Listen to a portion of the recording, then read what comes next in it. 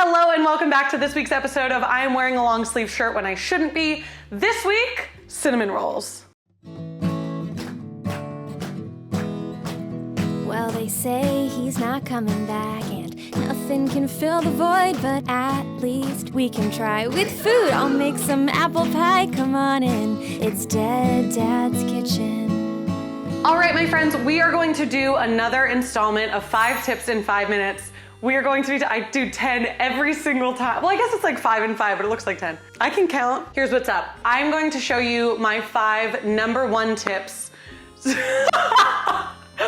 you have 5 number 1 tips? I'm going to show you my top 5 favorite tips for making your own cinnamon rolls at home. If you guys are looking for the cinnamon roll recipe that I'm gonna be using, you can find it in this video right here. This is my cinnamon roll recipe that I love very, very much. I've tested it, I love it. But ever since I've made that video, I've come into some new tricks that I really, really love and just was like, I gotta show you guys. So we're gonna do 5 and 5, let's get started. Tip number 1 is always have your pans prepared. It's so annoying when you get these perfect cuts on your cinnamon rolls and you're so happy, and then you have to let them sit there and flop about while you prepare your pans. So it's always smart to have your pans prepared way ahead of time. I haven't done that yet because I'm gonna do it with you. I have actually really been loving using these little like disposable aluminum pans because I've been giving these away. A lot of them come with like a little lid, so you can bake your cinnamon rolls right in here, give it a lid. They don't need to worry about returning it to like a Tupperware to you. You don't need to worry about getting a Tupperware back. When I'm working with a leavened dough, which is like a dough with yeast in it, like these cinnamon rolls or focaccia or, you know, milk bread, whatever fat I use in the dough, if it's an enriched dough, which means it has things besides just flour, salt, water, and yeast. So this has like butter and eggs and stuff, so it's an enriched dough. Whatever fat is in the dough, I like to grease my pan with that fat. So when I make focaccia and there's olive oil in it, I will grease my, you know, pans and my proofing container with olive oil. When I'm making challah, I'll do canola oil because I use canola oil in the dough. When I'm making cinnamon rolls, I'm gonna use butter to grease my pans because there's butter in the dough. Now, it's not, you know, the sexiest process, but I just use my hands. I think it's the easiest way to do it. My butter is not warm enough that I can just pastry brush it in. They're very clean, my hands are clean. I would never cook with non-clean hands. My hands are constantly chapped because of how much I wash them. And these guys have a lot of divots, so I'm just going all the way around. Boop, boop, boom. So our pans are prepped. I'm not sure if you can tell, but they are. Just butter, it's just unsalted butter in there. It's all up in the little corners, on the bottom especially, because that's where it gets so sticky with all of that butter and sugar and stuff that seeps out of the cinnamon roll, which is what makes it so sexy and perfect. So our pans are prepared. Now let's move on to tip number 2. Tip number 2, hullabaloo. How do you do? Tip number 2, isn't rhyming fun? Was tip number 1 prepare your pans, or was that tip number 2? Couldn't tell ya. Anyway, you guys can see we have our cinnamon roll unfurled at the moment, which is exactly where we want to be for tip number 2, I think it is. A mini tip and a half tip. You want your cinnamon flag to be fully covered. I don't like to leave a little lip. I don't do any of that. I like to have it fully covered because I think of it sort of like nachos. Like nobody wants a nacho with like, without like the fun parts on it. Nobody wants just like a warm tortilla chip. Well, if that's all they got, that's all they got. But you know what I mean. So I like to cover it completely. Here's what mine looks like. So now for tip number 2 is where stuff starts to get really like interesting. I start with literally like 1/2 centimeter of this dough. And I am tugging. I'm pulling a little bit and then tucking underneath. And I'm making sure I get that cinnamon in there, that butter in there. But I am taking such tiny little rolls. And it does take a minute, but that's okay because this is you putting love into the thing you're making. So you're tugging, you're twisting, you're tugging, you're twisting, you're tugging, you're twisting, tugging, twisting, and moving right back in that same direction you just came from. The old tug and twist. Tip number 2, the old tug and twist. This is what gives us these really, really beautiful tight, what are these called? Rolls. Rolls, swirls, twirls, concentric circles. I don't think that's what they are actually because they're not circles, it's a swirl. But this is what's gonna give us that really, really nice one. So we have a ton of cinnamony, sugary layers. It'll unfurl a little, that's okay. All we're trying to do is make a cinnamon roll for someone we like, you know? All right, I'm gonna get you guys in on a close-up so you can see what this looks like coming together.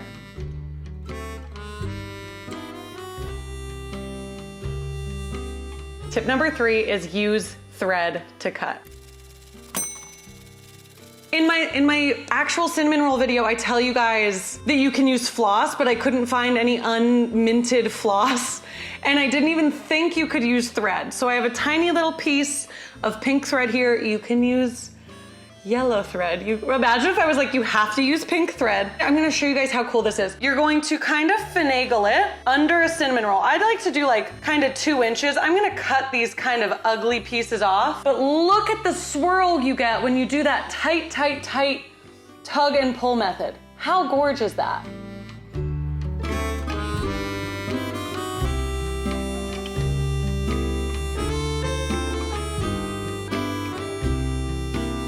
While our perfect little cinnies proof on the counter for their second time, we are going to, they're gonna do that, and I'm gonna see you at tip number 3 after they've been in the oven for a bit. So that's the next time you'll see our babies. I'll tell you what, I don't think this was my best outfit choice. Okay, we are on tip number 4, tip number 10, who can really be sure? And this tip involves another ingredient, and also putting on your oven mitts and taking them immediately back off. When your cinnamon rolls are about halfway through baking, so mine have been in for like 20-ish minutes, you are going to take them out. I've got mine on this thing just so they kind of bake evenly across the bottom. We are going to take our heavy cream and pour maybe like a tablespoon on top of each one of these cinnamon rolls. I know it sounds crazy, I know it seems weird, but you guys, this is what makes them so sexy, gorgeous, gooey, gooey, gooey. You are going to thank me later.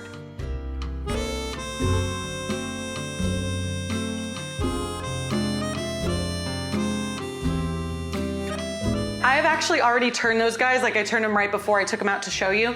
But just in case you don't remember, another mini tip is when you're baking something, you always want to rotate it. Even if it's just one pan, you want to rotate it from like, if this side is facing you, you want to take it out, flip it around and put the side that was facing you towards the back. And if you're working with 2 different racks, you want to take it out, flip it, put it on the bottom rack, take the bottom rack out, flip it, put it on the top rack. Not like the actual rack itself, just the thing that was on it. Because that's gonna account for some more even baking. Our ovens often have different little hot spots in them. Maybe your back left corner is hotter than my front right corner. So it's nice to just double check. Okay, our little cinnies came out of the oven, and I mean, they're gorgeous. You can tell they just look like so moist and beautiful, not dried out, fully baked through though. I mean, I don't have to tell you that they smell like heaven, but I will. They do. The 3x3, I don't know if I can show it on YouTube. I think that the pan, I think I may have just overcrowded the pan a little bit, but they've definitely got some shape to them. God, they smell so good and they look so moist and beautiful, no matter how they look otherwise. Shut up. Okay, we are moving on to our last and final tip. This is for our cream cheese frosting. You can put whatever you would like on your cinnamon rolls. I fully believe they aren't as good without cream cheese frosting. Maybe that's Big Cinnabon trying to, you know, brainwash me. And I'll tell you what, they did a great job. The real tip that I wanna give you guys, it's just 2 little secret ingredients. I keep doing this. You get that it's 2. The first one is we're going to use a pinch of baking powder in our frosting because that sort of helps it lighten up and fluff up and get those tiny little air bubbles that are so delish and make it nice and fluffy and light. And we're also gonna be using citric acid. Now I know that this is not the most common household ingredient. You don't usually just open your pantry and find some citric acid.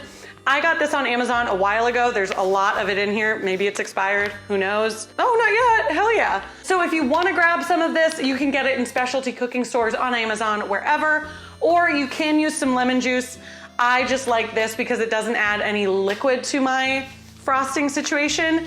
We're gonna need a little vanilla, a little OVGM, organic valley grass milk. I am going to add 1 stick of butter. I've actually changed my cream cheese frosting recipe up a little bit, which is maybe one of the most exciting things that happened to me in 2022. No, I use 1 4-ounce stick of butter, and then I actually use a whole 8-ounce thing of cream cheese. I know, I'm crazy. Another huge, huge tip, you guys, don't even attempt to make this if your butter and your cream cheese are not super room temperature. Since they're 2 fats, but they're 2 different fats, they're gonna have a hard time incorporating unless they are like very ready to do so. Oh good, get the trash in there. Hell yeah, baby. I'm just gonna let her do her thing. We're just gonna scrape down the sides to make sure everything has gotten a chance to be incorporated. Scraping down the sides is not a special tip because when we're baking, what do? Yes, we scrape down the sides. What else do we scrape down, my friends? Very good, the bottom. Okay, amazing. We are going to add in about 16 ounces of powdered sugar. That's about half this thing. Again, a little more. Oh, good, good, good, good. I mean, that's my fault. Who am I? It's kind of honestly gonna be hard to overmix this, so don't worry about it. It's fun when you get to put your mixer all the way up. As always, my friends, whenever we're making something sweet, we add a little bit of salt, especially something this sweet. I'm also going to add a touch of vanilla. When I say a pinch of citric acid, I'm doing like a pinch. You can always add more, you can't take away, especially because I don't have any more softened butter. We're gonna add a pinch of baking powder. All right, and a splashy splash of milk. And that milk really lightens it up too. Just the inclusion of a tiny bit of liquid can really help. That's why I like to be careful with the lemon juice, but if that's all you have, that's amazing too. We're gonna give her a look. See, I don't mind that it's a little like floppy, because this isn't gonna be like frosting a cake frosting. Because it doesn't need to be sturdy because it's just being spread on something. I'm gonna let this keep going for a couple more minutes. Those are still cooling down and we don't wanna put icing on like hot cinnamon rolls. They can be warm, so it's sort of like melty, but we don't want it to be too hot. They've cooled down enough. They're out of the oven. Can we for 1 second? See how it's so clearly, like it's obviously baked, but it's still got this nice like softness to it. That's from that cream that we did. Now, should we just like go the heck in there? And look at the bottom, look at that. I picked one of the ugly ones, and even that, look at the bottom. Look at this. Look at all the like layers we got. Look at all the cinnamon sugar in there. Are we kidding me? I can't even tell you how soft this is. Look at this. Look at it, it's so soft. And part of the reason is because we got so many spirals in there. So they all got to bake together and hug. Okay, last bite actually. You guys, this was such a treat. Thank you so much for watching. Thank you for tuning in. And please, if you guys make these cinnamon rolls, if you use these tips, tag me on Instagram at Homemade by Irene, and make sure you like, comment, and subscribe down below to this video and to my channel. Check out my Patreon too while you're at it. What else are you doing? Come on, you haven't made the cinnamon rolls yet. You got nothing but time. All right, love you, bye, thank you.